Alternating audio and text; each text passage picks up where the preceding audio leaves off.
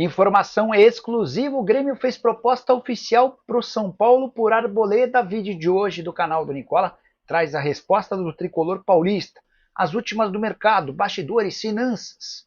Prêmio que a Copa do Brasil vai pagar ao campeão nesse ano. Fala aí pessoal, eu sou Jorge Nicola, bem-vindos a mais um vídeo do canal. Sempre bom ter vocês por aqui. Sem perder tempo, só pedir para deixar like, se inscrever no canal e ativar as notificações. Bora começar o vídeo. Falar sobre o Wilson Luiz Seneme. O presidente da comissão de arbitragem da CBF foi demitido nas últimas horas.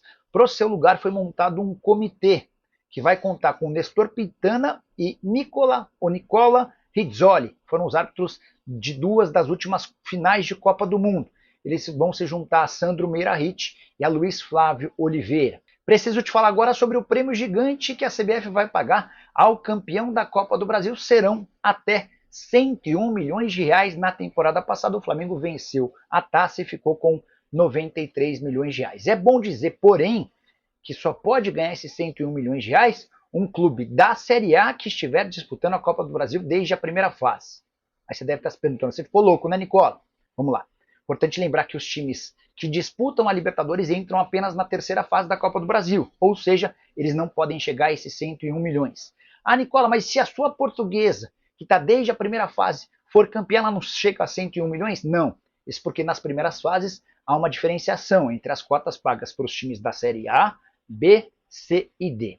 Quero trazer os números agora dos times da primeira divisão a partir da primeira fase.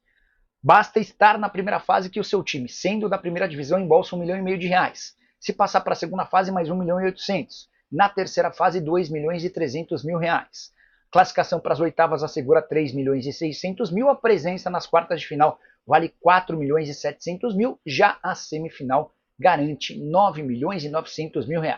Mas a grana está mesmo na grande decisão. O time campeão da final, o vencedor da decisão, embolsa 77 milhões e 100 mil reais.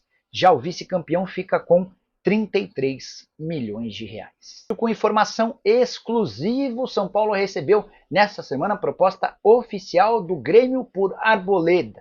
O tricolor gaúcho está desesperado por um defensor e apresentou um papel timbrado com números interessantes para a compra do atleta equatoriano que tem mais de 30 anos de idade. O presidente Júlio Casares recebeu a oferta, discutiu com membros do departamento de futebol e com a comissão técnica e o São Paulo optou por rejeitar a chance de negócio.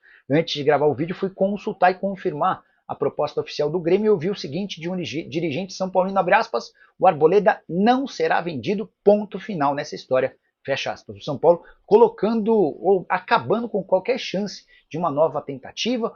O tricolor não pensa em fazer negócio pelo Arboleda, ainda que o custo do zagueiro seja dos mais altos. Entre salários, direitos de imagem e também as dívidas que o Arboleda tinha no meio e que foram assumidas pelo São Paulo, o custo do defensor gira na casa dos 800 mil reais por mês. Arboleda, que voltou a ser titular com o Zubeldia nessa temporada, são 6 jogos no ano. Todos os jogos principais em que o São Paulo usou força máxima, o Arboleda esteve em campo. Atleta que veste a camisa do São Paulo desde 2017. Pergunta que eu deixo para você. Você venderia o Arboleda? Se sim, por qual valor e condições? Use o espaço para comentário para deixar registrada a sua opinião. Com todo respeito ao Velo Clube, como inacreditável. Inacreditável. O São Paulo com o seu quarteto em campo, com o Oscar, com o Lucas, com o Luciano e com o Caleri. Os dois últimos foram bem, os dois primeiros apagados no jogo. O São Paulo com a sua qualidade de elenco, pegando uma equipe que só tinha marcado 3 gols no campeonato inteiro, pegando uma equipe que só tinha uma vitória no campeonato, vitória contra o Santos, um time extremamente frágil, como a gente sabe, né? Enfim, tinha 6 gols no campeonato e marcou metade disso ontem contra o São Paulo, só para corrigir. 6 gols tinha o Velo Clube, um dos piores ataques do campeonato. No campeonato inteiro, nos 8 jogos anteriores. Contra o São Paulo ele marcou 3 num jogo só. Assim, eu considero inacreditável também, porque o São Paulo esteve 3 vezes à frente do placar. É inacreditável, é inexplicável o resultado do São Paulo ontem contra uma das piores equipes do campeonato. Era a pior equipe do campeonato, no momento em que o jogo começou. Como na rodada anterior, o São Paulo pegou a Inter de Limeira, que naquele momento também era a pior equipe do campeonato. E perdeu pontos. São Paulo vai para Brasília, pega 2 times ameaçados de rebaixamento, talvez sejam os 2 rebaixados, e não ganha de nenhum dos 2. E pior, toma 3 gols do Velo Clube. Inexplicável. Como o São Paulo, daquele clássico contra o Corinthians, sumiu. Não é mais aquele time. E aí eu não estou falando só do jogo de ontem, nem do jogo da Inter. A gente pode voltar. A gente pode voltar, por exemplo, ao empate contra o Red Bull Bragantino. Quando o São Paulo fica com um jogador a mais, tem um tempo inteiro para jogar com um jogador a mais, quando o Capixaba é expulso, e não cria uma única chance de gol. São Paulo passou o segundo tempo inteiro em Bragança, tudo bem, era o time em reserva, ok. Mas, né, pontuado isso, aconteceu o seguinte, São Paulo ficou com um jogador a mais e não criou absolutamente nada. São Paulo ficou com um jogador a mais um tempo de jogo inteiro contra a Inter de Limeira, quando o Juan Tavares é expulso, e não consegue fazer um gol num dos piores times do campeonato. E o São Paulo tem apresentado duas grandes dificuldades. Essas dificuldades, inclusive, principalmente em relação à pressão adversária, essa dificuldade a gente já via no ano passado. São pontos aí, são calcanhares de Aquiles do trabalho do Zubeldia.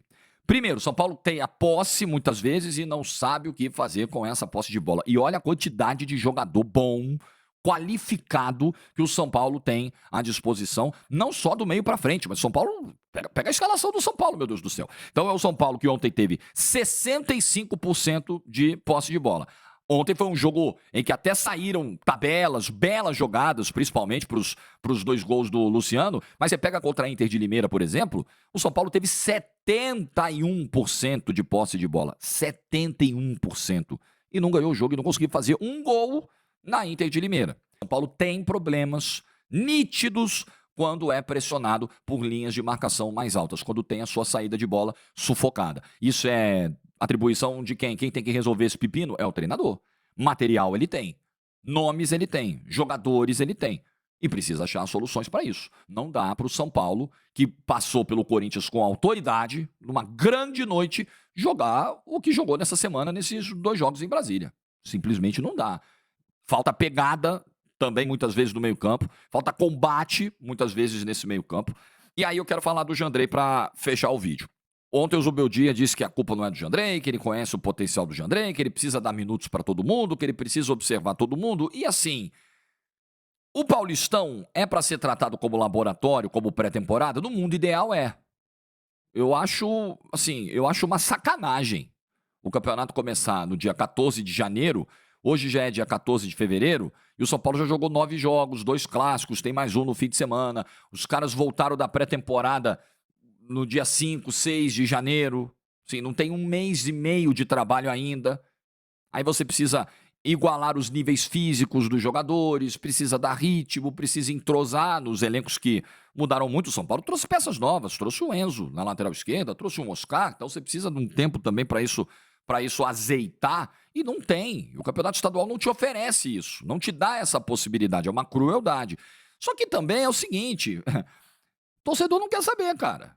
Tem clássico, você precisa performar bem. Tem um jogo contra um time muito, muito frágil, você precisa ganhar, você precisa convencer. Então, não tem muito jeito. Essa realidade é igual pro Zubeldia, pro Abel, pro Caixinha, pro Ramon Dias, é para todo mundo. Torcedor São Paulino, ficamos por aqui com mais um vídeo aí, trazendo as últimas do São Paulo para você. Eu quero sua opinião nos comentários, o que você tem achado dessas últimas atuações do São Paulo, onde 3 jogos que o São Paulo não vence no Campeonato Paulista, com times inferiores, com qualidades muito inferiores à do São Paulo, e o técnico Luiz Zubeldia não conseguiu fazer a equipe com excelentes jogadores de altíssimo nível que o São Paulo tem, não conseguiu vencer esses jogos, inclusive empatando com as 2 piores equipes da competição, do Campeonato Paulista. Então deixe sua opinião nos comentários, não esquece de deixar o like no vídeo, se inscrever no canal e ativar o sininho de notificações.